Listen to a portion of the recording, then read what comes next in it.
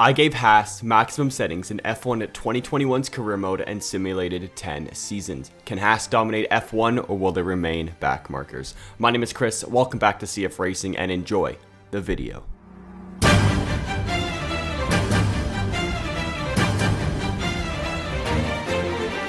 This video is sponsored by Manscaped. Manscaped is my go-to below-the-waist trimmer, and they've recently released the Lawnmower 4.0. It contains the newest skin-safe technology for those special areas. The Lawnmower 4.0 also comes with an LED light for more precise trimming, different guard lengths, and it is waterproof. Use code CF120 for 20% off and free shipping. Once again, thank you Manscaped for sponsoring this video, and check out their website for other amazing products, links in the description. Hello everybody and welcome back to another simulation video. Today guys, I gave Haas increased career settings to see what would happen if I simulated all 10 seasons. The driver I will be using for all 10 seasons of this simulation will be Nikita Mazepin, and my teammate will be selected by the AI every single year. And to wrap up, I created a Discord. If you guys want to join the Discord, the link is in the description. Also guys, I do want to do this series for all 10 teams, so let me know which team you want to see next. Maybe it be Williams, Alfa Romeo, Ferrari, who knows. With that being said, enjoy the video guys.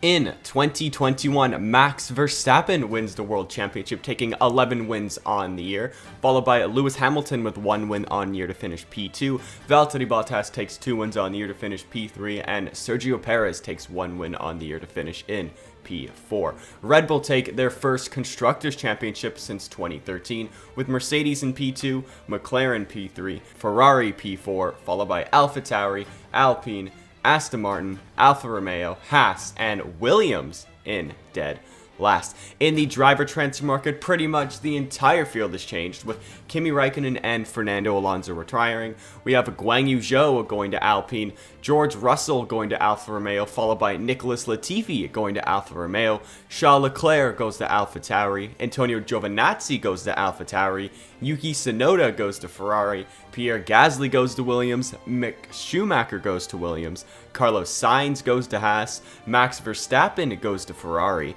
Daniel Ricciardo goes to Red Bull, Sebastian Vettel goes to McLaren, and Callum Ilott goes to Aston Martin.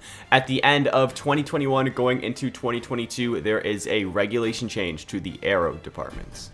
In 2022, Lewis Hamilton becomes an 8-time world champion, taking 7 wins on the year to finish in P1. Valtteri Bottas takes 5 wins on the year to finish P2. Daniel Ricciardo takes 1 win on the year to finish P3. Sergio Perez takes 1 win on the year to finish P4. And Lando Norris takes 2 wins in the year to finish P5.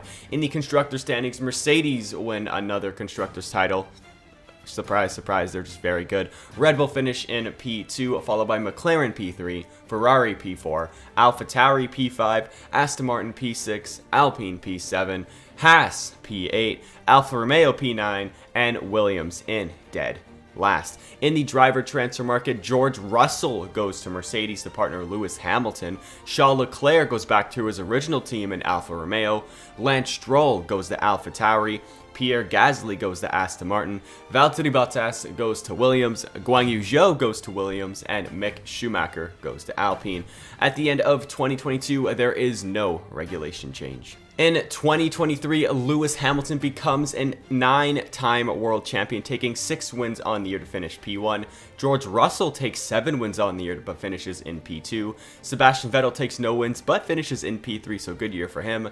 Lando Norris takes 1 win on the year to finish P4. And Daniel Ricciardo takes 2 wins on the year to finish in P5. In the constructor standings, Mercedes win their 2nd consecutive constructors title, followed by McLaren in P2, Red Bull P3, Ferrari P4, Aston Martin P5, AlphaTauri P6, Alpine P7, Alfa Romeo P8, Haas P9, and Williams in dead last. In the driver transfer market, Sergio Perez decides to retire from Formula 1. To take Perez's spot at Red Bull, we have Mick Schumacher, and to take Schumacher's spot in Alpine is Jack Aitken. At the end of 2023 going into 2024, there is a regulation change to aero, chassis, and durability, which is likely to shake up the grid going into the next season. In 2024, Daniel Ricciardo finally did it, and he becomes a world champion, taking 7 wins on the year to finish in P1. George Russell takes 7 wins on the year to finish in P2, and Mick Schumacher takes 3 wins on the year to finish in P3. In the constructor standings, Red Bull tie Mercedes with their second constructors title of the simulation, followed by Mercedes in P2, AlphaTauri P3, McLaren P4, Ferrari P5, Haas move up to P6, great job for them, Alfa Romeo P7, Aston Martin P8, Alpine had a bad season going down to P9, and Williams stay in dead last. In the driver transfer market, Lewis Hamilton decides to retire as a 9-time world champion. To take his seat is Pierre Gasly going to Mercedes, Yuki Tsunoda goes to Aston Martin, and Nobuharu Matsushita goes to Ferrari. Going into 2025, there is no regulation change. In 2025, George Russell becomes a World Drivers' Champion, taking 6 wins on the year to finish in P1. Pierre Gasly takes 6 wins on the year to finish P2. Antonio Giovinazzi takes 1 win to finish P3. Lance Stroll takes 1 win to finish P4. Daniel Ricciardo takes 1 win to finish P5. And Carlos Sainz takes 1 win to finish in P6. And that is Haas's first win, by the way. In the constructor standings, Mercedes take their 3rd constructors title of the simulation, followed by AlphaTauri in P2, Red Bull P3, McLaren P4, Haas finished probably one of their best ever positions in P5, Ferrari P6, Alfa Romeo P7, Alpine P8, Aston Martin P9, and Williams once again in dead last. In the driver transfer market, Daniel Ricciardo decides to retire from Formula 1. To take Daniel Ricciardo's spot at Red Bull, we have Charles Leclerc. Robert Schwartzman takes Leclerc's spot in Alfa Romeo, Valtteri Bottas moves to Ferrari, and Nobuharu Matsushita goes to Williams. In the regulation change department, there is a regulation change to the power departments going into 2026. In 2026, George Russell becomes a 2-time world champion, taking 3 wins on the year to finish in P1. Lance Stroll takes 6 wins on the year to finish P2. Antonio Giovinazzi takes 3 wins on the year to finish P3. And Charles Leclerc takes 4 wins on the year to finish in P4. A lot of good different winners in this season, which is pretty entertaining. In the Constructors standings, AlphaTauri take their first ever World Constructors Championship, and they become the lead Red Bull team in 2026. Mercedes finish in P2, Red Bull finish P3, McLaren P4, Ferrari P5, Haas P6, Aston Martin P7, Alpine P8, Alfa Romeo P9, and Williams in dead last. In the driver transfer market, Carlos Sainz decides to retire from Formula 1.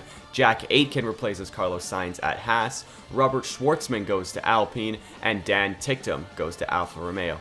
In the regulation change department, there is a regulation change to the aero and chassis departments going into 2027, which will likely once again shake up the grid in Formula 1. In 2027, Antonio Giovinazzi takes his first ever World Drivers' Championship, taking 8 wins on the year to finish P1. Pierre Gasly takes 2 wins on the year to finish P2. Lance Stroll takes 2 wins on the year to finish P3. George Russell takes 2 wins on the year to finish P4, and Charles Leclerc takes 2 wins on the year to finish P5. AlphaTauri win their 2nd consecutive Constructors title, followed by Mercedes in P2, McLaren P3, Red Bull P4, Haas P5, Ferrari P6, Aston Martin P7, Alpine P8, Alfa Romeo P9, and Williams in dead last. In the driver transfer market, Dan Ticktum goes to Alpine, Esteban Ocon goes to Williams, and Christian Lundgaard goes to Alfa Romeo. And going into 2028, there is no regulation change. In 2028, Charles Leclerc becomes a World Drivers' Champion, taking 10 wins on the year to finish in P1. Antonio Giovinazzi takes 3 wins on the year to finish P2. George Russell takes 1 win on the year to finish P3. And Mick Schumacher takes 2 wins on the year to finish in P4. Red Bull win their 3rd Constructors' Championship of the simulation, followed by AlphaTauri in P2, Mercedes P3, McLaren P4, Ferrari P5, Alpine P6, Aston Martin P7, Haas P8, Alfa Romeo P9, and Williams in dead last. In the driver transfer markets, not many this year, but Dan Ticktum goes to Haas and Jack Aitken goes to Alpine. In the regulation change department, there is a regulation change to the power and durability departments, which could shake up the grid going into 2029. In 2029, Pierre Gasly finally beats George Russell and becomes a World Drivers' Champion as he takes 9 wins on the year to finish P1. Charles Leclerc takes 1 win on the year to finish P2. George Russell takes 3 wins on the year to finish P3. Lando Norris takes 1 win to finish P4. Mick Schumacher takes 1 win to finish P5. And Max Verstappen takes 1 win to finish P6. In the constructor standings, Mercedes win their 4th Constructors' Championship of the simulation, followed by Red Bull in P2.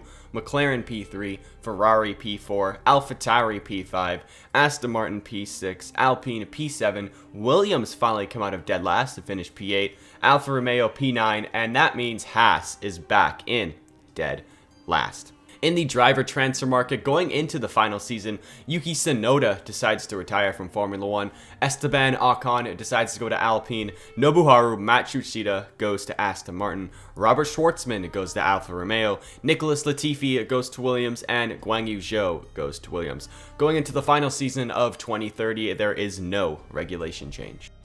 In Season 10, 2030, George Russell becomes a 3-time world champion, taking 4 wins on the year to finish in P1. Pierre Gasly takes 9 wins on the year to finish P2. He literally lost the championship because of DNFs. Charles Leclerc takes 1 win on the year to finish P3. And Antonio Giovinazzi takes 2 wins on the year to finish in P4. Mercedes win their 5th Constructors' title of the simulation, and they become the most dominant team in Formula 1. Red Bull finish in P2, AlphaTauri P3, McLaren P4, Alpine P5, Ferrari P6, Aston Martin P7, Williams P8, Alfa Romeo P9, and Haas in dead last. At the end of all 10 years of this simulation, here are some key stats that you guys should probably know. So Mercedes won the most Constructors' Championships with 5, Red Bull had 3, and AlphaTauri had 2. George Russell won the most World Championships with 3, followed by Hamilton with 2. Leclerc, Verstappen, Giovinazzi, Daniel Ricciardo, and Pierre Gasly all had 1. And in the race wins department, George Russell was the most dominant driver of the decade, taking 33 wins, followed by Pierre Gasly with 26, Leclerc with 18, Antonio Giovinazzi had 17 wins, that was a great simulation for him, Lewis Hamilton had 14, Max Verstappen had 12, very poor simulation from him, Daniel Ricciardo had 10, Lance Stroll had 9, Bottas had 7 wins, Mick Schumacher had 6, Lando Norris had 4, Sergio Perez had 3, and Carlos Sainz had 1 win. So guys, that is going to wrap it up for this simulation video. If you guys did enjoy, you know what to do. Hit that like button and subscribe. Also, join the Discord. Link is in the description down below. And let me know what team you guys want to see me do next and give just completely maxed out stats. It clearly doesn't make the team completely overpowered as we saw with Haas. The maximum I think they finished was 5th, and then they really dropped down near the end of the simulation.